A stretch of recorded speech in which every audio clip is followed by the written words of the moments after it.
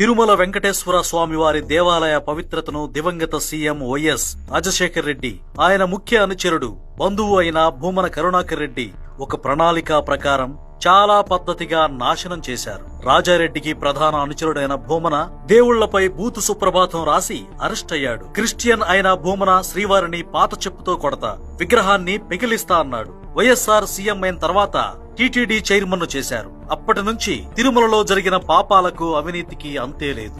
భూమన సోదరుడు సుబ్రహ్మణ్యరెడ్డి హిందూ దేవతలపై అత్యంత జుగుప్సాకరంగా, మృగాలు కూడా ఆలోచించని రీతిలో పుస్తకాన్ని రాశాడు.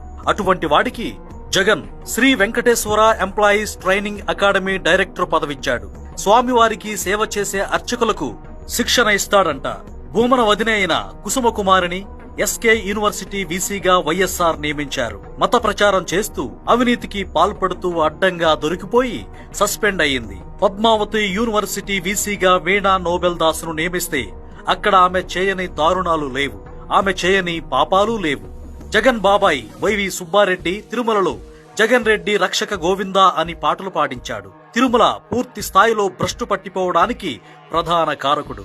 జగన్ బావ ధర్మారెడ్డిని అప్పట్లో వైఎస్ఆర్, తర్వాత జగన్ డిప్యూటేషన్ పై తెచ్చి టీటీడీ జేఈఓగా చేశారు. ధర్మారెడ్డిని అడ్డు పెట్టుకుని వైఎస్ఆర్, జగన్, భూమన చేయని అవినీతి లేదు.